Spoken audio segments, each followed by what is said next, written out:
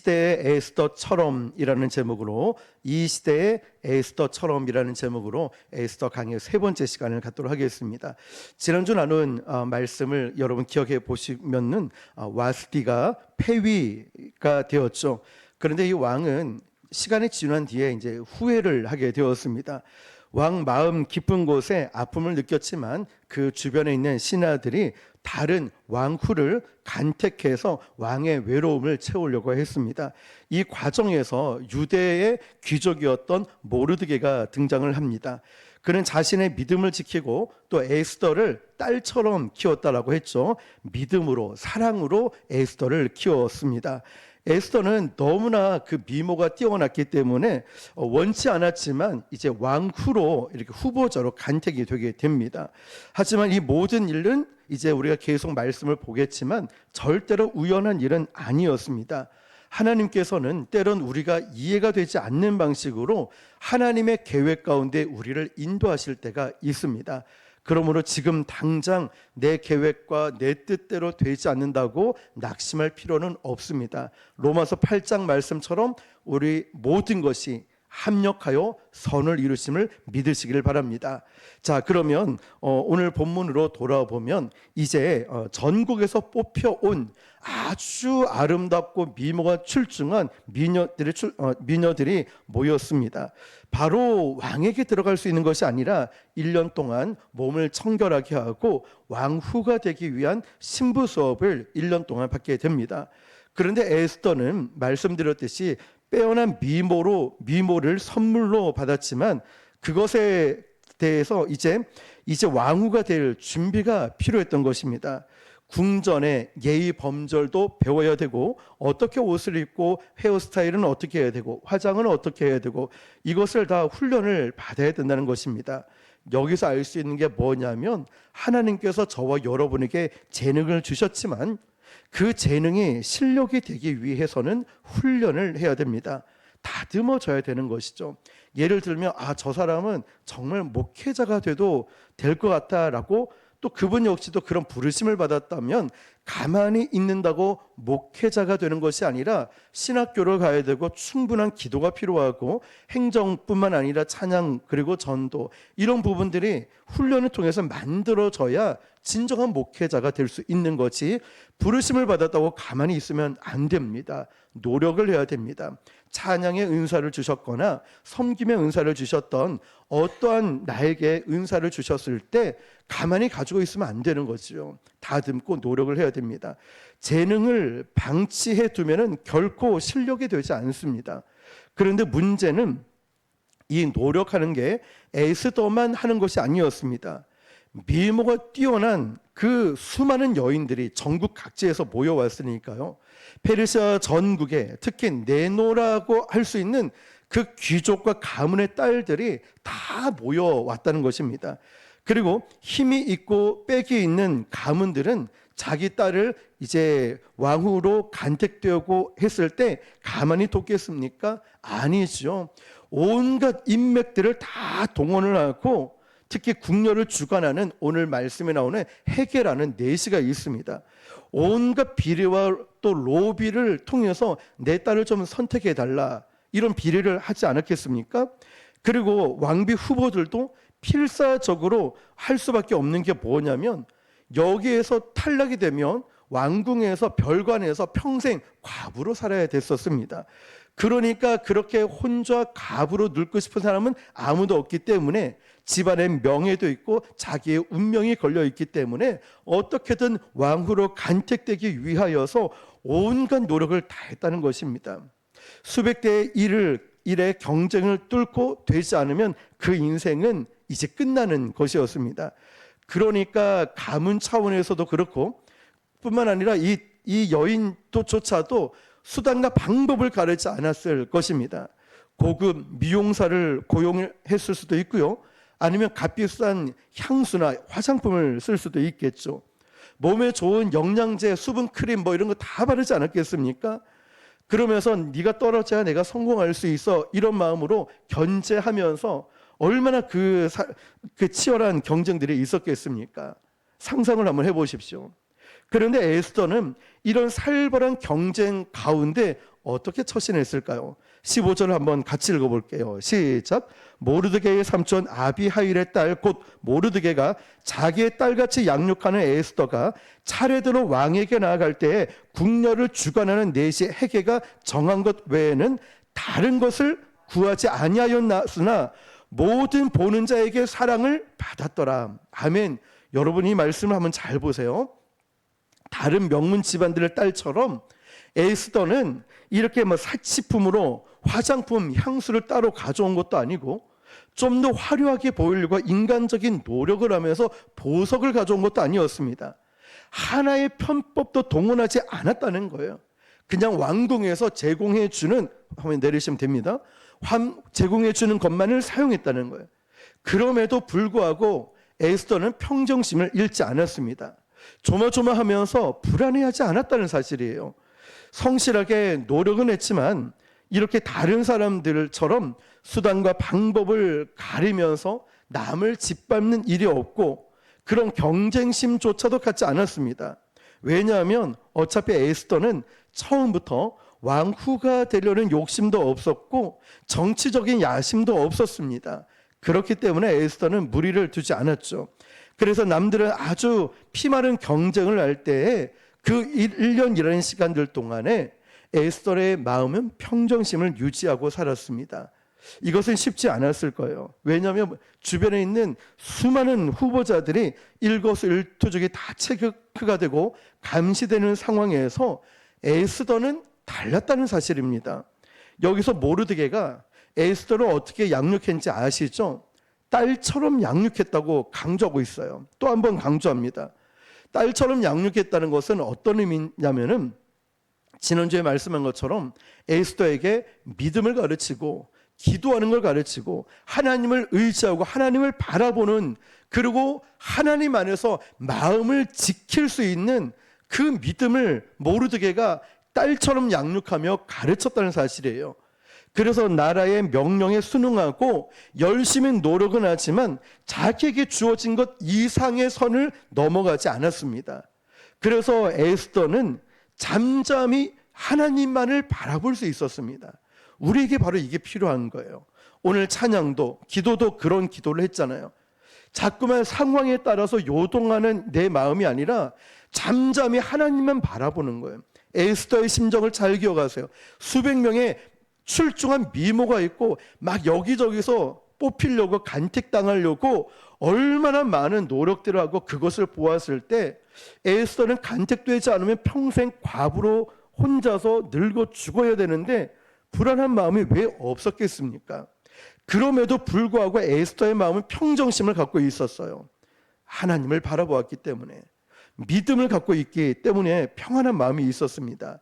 시편 107편 30절 보니까 그들이 평온함으로 말미암아 기뻐하는 중에 여호와께서 그들이 바라는 항구로 인도하시는 도다. 아멘. 언제 인도하셨죠?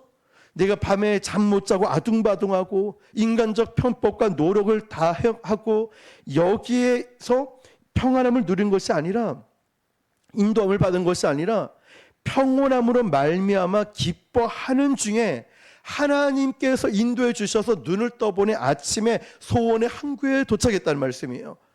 그러니까 여러분, 내 노력과 열심으로 막 이렇게도 해보고 저렇게도 해보자 이것이 아니라 평온한 마음으로 하나님을 바라보고 하나님께 기도했으면은 그저 맡겨두고 바라보고 있었더니 눈을 떠보니 소원의 항구에 도착했다는 거예요. 하나님을 향한 신뢰입니다. 하나님을 향한 믿음이었다는 거예요. 여러분, 밤새 우리 노력을 하는 것이 아니라 하나님을 계속 바라보는 거예요. 하나님을 의지하는 거예요. 주여 나의 소망은 오직 주님께 있습니다. 맡길 때에 소원의 항구에 도착하는 이런 축복이 있기를 주님의 이름으로 축복합니다. 자, 또 하나 에스더에서 중요한 것은요, 하나님의 때가 올 때까지 에스더를 감추어 두었습니다. 16절에서 18절인데요. 먼저는 10절 보니까 에스더가 자기의 민족과 종족을 말하지 아니했다라고 했고, 이는 모르드게가 명령하여 말하지 말라 하였음이라. 자, 여기까지 볼게요. 여러분, 분명 에스더는 왕 모르드게는 종으로 노예로 와 있습니다. 왜 말하지 말라고 했을까요? 모르드게가. 일단 여러분 화면을 한 번 더 보시면 모르드게가 어떤 사람인지를 한번 눈으로 쭉 훑어보세요. 지난주에 봤던 부분이죠. 자, 쭉쭉 보면 돼요. 자, 그 다음 에스더를 한번 보겠습니다. 자, 에스더를 보면 에스더의 히브리어 이름은 하다사입니다. 하다사. 이름 그대로 쓰면은 유대인의 혈통이 드러나게 되는 거예요. 그러면 왕비로 간택하는 후보의 이름에서 이 노예구나. 이렇게 드러나 버리면 간택당하지 못할 수도 있다는 거예요. 그래서 후보 이름을 쓸 때는 모르드게가 지금 페르시아의 노예로 와 있으니까 야 에스더야 너는 이건 히브리식 이름이니까 페르시아식 이름인 에스더를 쓰자라고 말을 합니다. 페르시아 이름도 스타라는 뜻이죠. 별이라는 뜻입니다. 유대 민족이라는 사실을 숨긴다는 것이 타협한다는 뜻이 아니에요. 왜냐? 결정적인 때를 기다리고 있기 때문입니다. 자, 그래서 원래 페르시아는 수많은 민족, 이방 사람들을 노예로 끌고 오면서 그들은 포용 정책을 펼쳤지만 유대인들은 지금 우리와 같이 하나님은 유일신이라고 말하고 있습니다. 아주 고집스럽다. 왜 너희들은 옳다라고 말을 하냐 이 말이죠. 그래서 사람들이 유대인들을 별로 좋지 않고 색안경을 쓰고 있었던 거예요. 그래서 에스더를 올바르게 볼 수 없었다는 것입니다. 그래서 모르드게가 일단은 그것을 감추게 하는 겁니다. 왜냐하면 결정적인 순간에 하나님이 쓰시고자 할 그때에 에스더 너를 드러낼 때가 올 것이다 라고 말합니다. 여러분, 우리 크리스천들에게도 세상을 살아갈 때 이런 지혜가 필요합니다. 어떤 사람이 직장에 들어가자마자 믿음이 너무 좋으니까 할렐루야 하고 직장에 들어갔다 생각해 보세요. 말만 하는데 직장 상사가 얘기하는데 아멘 아멘 이렇다 생각해 보세요. 저 사람 좀 이상한 거 아니야? 어떻게 생각하겠습니까? 순서가 잘못된 거죠. 일단 직장에 갔으면 실력과 성실함과 인품을 인정을 받고 나서 그 다음에 신앙적인 이야기를 하더라도 괜찮은데 일 처리도 제대로 못하고 맨날 지각을 하고 인정을 받지 못하면서 교회에서 어떤 일을 한다 그러면 누가 그걸 인정해 주겠냐는 말이죠. 저 분에게 예수님 믿으세요 라고 말하면 니나 잘하세요 이런 말 듣지 않을까요? 먼저는 우리가 직장에서 인정을 받고 나서 그 다음에 전도를 하든 복음을 증거하든 말을 할 수 있다는 겁니다. 오늘도 전도하면서 편의점에 들어갔는데 사장님에게 또 충격적인 얘기를 들었습니다. 더운데 나왔다 이래저래 일상적인 얘기를 하다가 아주 진지하게 목사님 제가 절에 갈 때마다 목사님과 목사님 교회를 위해서 기도하고 있습니다 이러는 거예요. 도대체 절에 가서 무슨 기도를 합니까? 라고 물어보니까 목사님 교회 번창하고 또 목사님도 잘할 수 있도록 갈 때마다 기도를 한다는 거예요. 기도해 줘서 고맙긴 한데 석가의 부처에게 기도를 한다니까 좀 찝찝하기도 한 거예요. 그러면서 우리 1박 2일로 수양에 갔다 온 거 현수막을 다 보면서 어땠는지 물어보더라고요.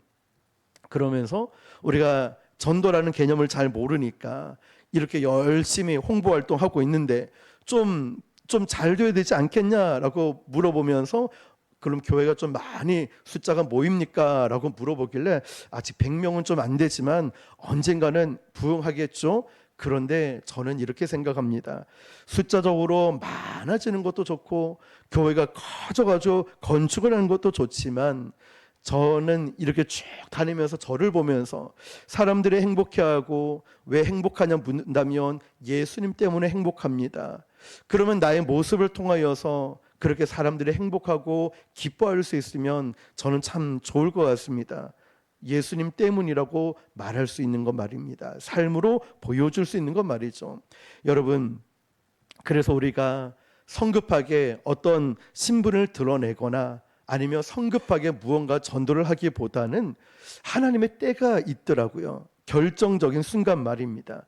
그 전까지는 우리가 실력과 인품과 또 성실함으로 하나님의 영광이 나를 통해 먼저 드러나야 됩니다. 그러고 나면 때가 올 것입니다. 그때 내가 믿는 하나님을 드러낼 때가 반드시 옵니다. 그래서 에스더를 이렇게 봐야 됩니다. 에스더가 이제 왕궁으로 갔을 때 들어가자마자 나는 하나님을 믿는 자녀입니다. 하나님의 백성입니다. 라고 전도하고 돌아다니는 것이 아니라 에스더는 4년 동안 아무 말도 하지 않고 있었습니다. 이 부분에 대해서 우리는 죄책감을 느낄 필요가 없다는 거죠. 여러분이 직장에서 전도를 못하고 있다고, 삶에서 전도를 못하고 있다고 너무 걱정하지 않으셔도 됩니다. 우리의 삶이 먼저 변화된 모습을 통하여서 하나님 때가 있습니다. 가족도, 친구들도, 이웃들도 분명히 복음을 전할 수 있는 기회들이 온다는 것입니다. 어떤 기사를 하나 봤는데요, 이스라엘 어떤 정보부에서 슬리퍼 셀이라는 요원들이 있답니다. 화면을 한번 보시면은 이 슬리퍼 셀이 뭐냐면은 주로 첩보나 테러 조직에 쓰이는 용어입니다. 슬리퍼 셀. 이 사람들은 뭐냐면 잠복 요원입니다. 잠복을 언제까지 하냐면 뭐 며칠 몇 달이 아니라 어떤 때는 10년, 어떤 때는 20년, 30년 평범하게 사회 구성원으로 있다가 조직의 명령이 딱 떨어지면 한순간에 돌변해서 행동을 개시하게 됩니다. 그 전까지는 현지 사회에 녹아들어 의심을 피한다는 거죠. 가족들을 꾸리고 사업을 운영하는 경우도 있습니다. 그런데 결정적인 게 뭐냐면 몇 년 전에 빈 라덴 같은 이 IS 조직을 사살할 때 바로 이런 슬리퍼 셀이 그때 움직이고 넣어서 제거를 했다는 것입니다. 엄청난 상대의 악한 지도자를 제거할 때 바로 이 30년 동안 그 지역에 잠복해 있다가 나중에 상부의 지시가 떨어지면은 움직이고 행동하는 것을 슬리퍼 셀이라고 합니다. 여러분, 에스더가 바로 하나님께서 그렇게 쓰실 카드였다는 거예요. 그래서 그때를 위해서 에스더는 준비를 하고 있어요. 나중에 보면은 에스더가 나를 위해서 이때를 위함이 아닌가, 죽으면 죽으리라 고백을 하지 않습니까? 그러니까 여러분, 그곳에 이곳에 여러분이 존재하는 것만으로도, 예배 시간을 지키고 있는 것만으로도 여러분은 엄청난 일을 하고 있는 겁니다. 반드시 하나님의 때가 올 것입니다. 하나님께서 여러분을 한국의 정치, 경제, 교육, 의료, 문화 모든 곳에 여러분을 슬리퍼 셀로 잠복 요원으로 보내놓으신 겁니다. 하나님의 때가 될 때까지 하나님은 여러분이 그 속에 잘 정착하고 인정받고 실력을, 인품을 떨치게 하고 어느 순간에 야, 김집사, 이집사 너 이렇게 해봐 라고 감동과 하나님의 사인이 올 때가 반드시 있으니까 조급해하지 말고 늘 기다리고 하나님의 때를 기다리시길 바랍니다.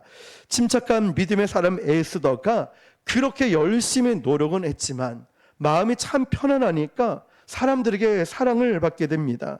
9절 말씀 보니까 헤게가 이 처녀를 좋게 보고 은혜를 베풀어 몸을 정결하게 할 물품과 일용품을 거주며 또 왕궁에서 의뢰주는 7 궁녀를 주고 에스더와 그 궁녀들을 후궁 아름다운 처소로 옮기더라. 아멘. 여러분 잘 보세요. 분명히 주변에 얼마나 미모가 출중한 여인들이 전국 각지에서 왔고 그리고 백그라운드 좋은 가문들이 있었단 말이에요. 근데 에스더는 한 것이 아무것도 없어요. 그런데 헤게라는 내시가 궁녀를 총괄하는 사람인데 에스더를 딱 보자마자 좋게 여기는 마음이 들었다는 거예요.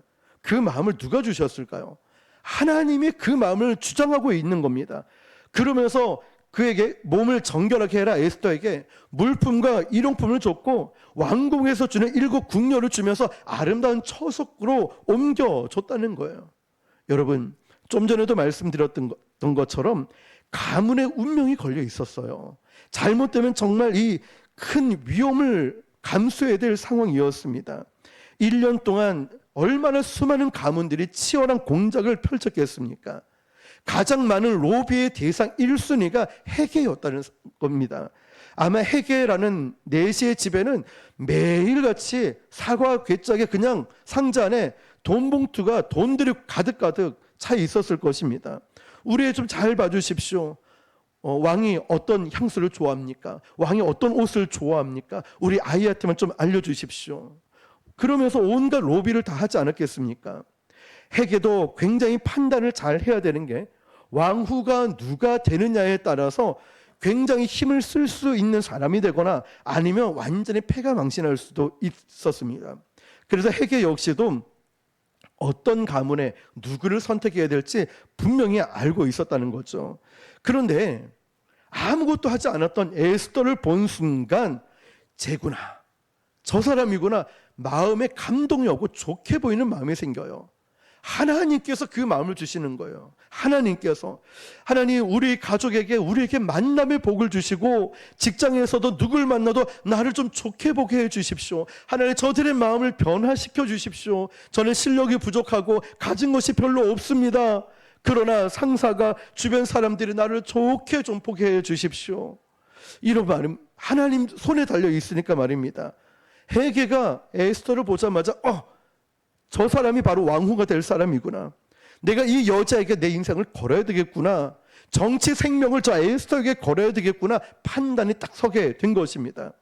그 다음부터는 이제 헤게가요, 자신이 갑이 아니라 을처럼 행동하며 에스더를 섬깁니다. 파격적인 은혜를 베풀죠. 화장품, 일용품, 거기가 끝이 아니라 7 궁녀를 붙여주고 아름다운 처소로 옮겨줬다는 겁니다.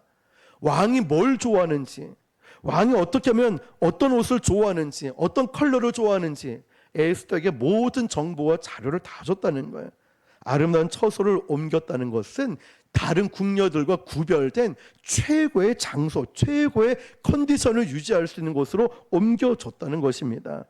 여러분, 7 궁녀는 그 궁에서 최고의 베테랑만 또 붙여주었습니다.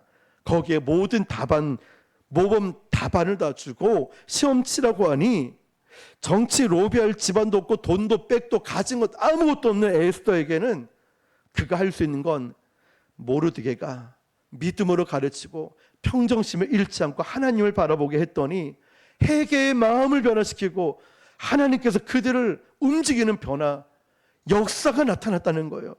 여러분, 에스더가 뭘 했습니까? 지금까지 잘 보십시오. 로비한 것도 없어요. 그가 인간적 노력을 한 것도 없습니다. 그저 믿음 하나 지키고 그저 주님만 바라보고 있었어요. 15절 끝부분 보니까 모든 보는 자에게 사랑을 받더라. 여러분, 저는 저와 여러분들이 어디를 가든지 모든 보는 자의 사랑을 받으시길 축복합니다. 하나님, 우리 모두에게 사랑받는 우리 성도들 되게 해 주십시오. 이런 간절한 말이에요.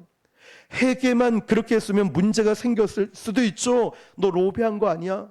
그렇지만 에스더를 보는 모든 사람이 사랑을 받게 됐다는 거예요.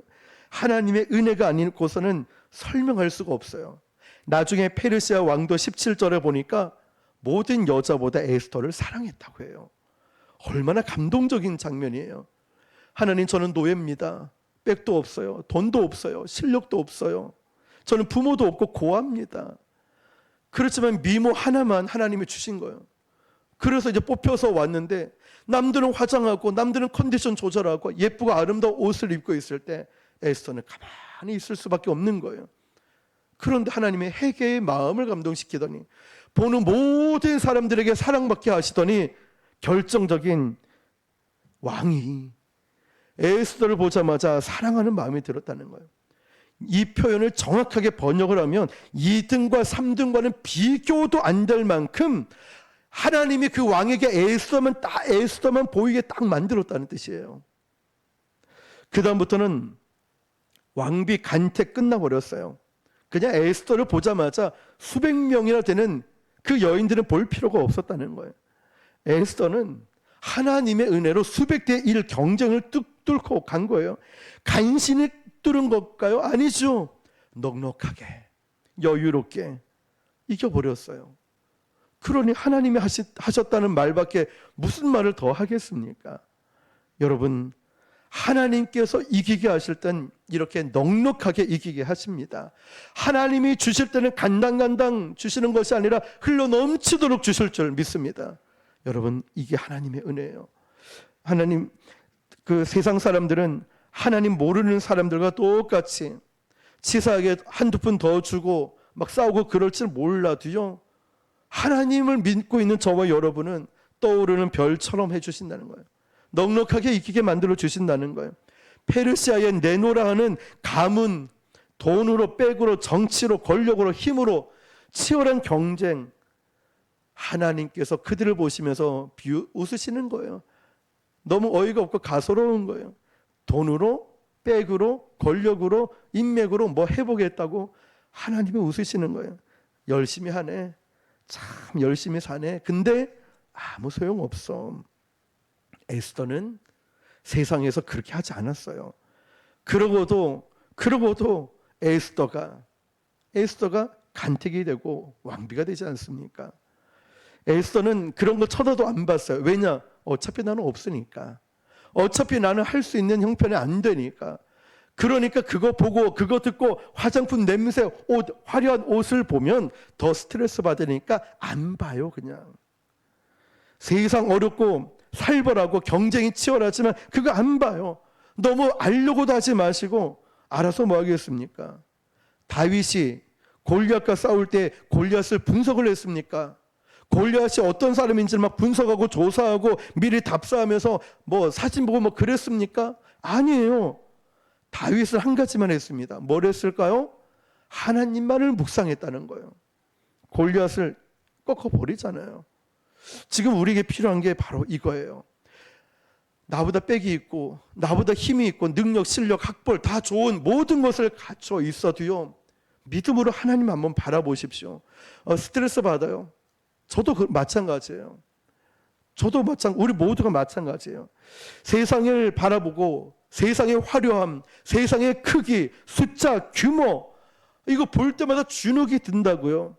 그런데 하나님을 바라보면 내 마음속에 평안함이 옵니다. 세상이 줄 수 없는 평안함이 와요. 그리고 하나님이 우리를 넉넉하게 이기게 하실 것입니다. 이제 마지막으로 모르드게가 계속된 돌봄과 충성을 보면서 감동을 받는데요, 에스더는 이렇게 왕후가 되었습니다. 그런데 어제까지만 해도 에스더는 고아였어요. 노예였어요. 가진 것도 돈도 백도 아무것도 없는 너무나 정말 치열한 삶을 살 수밖에 없는 여인이었어요. 이방인이었습니다.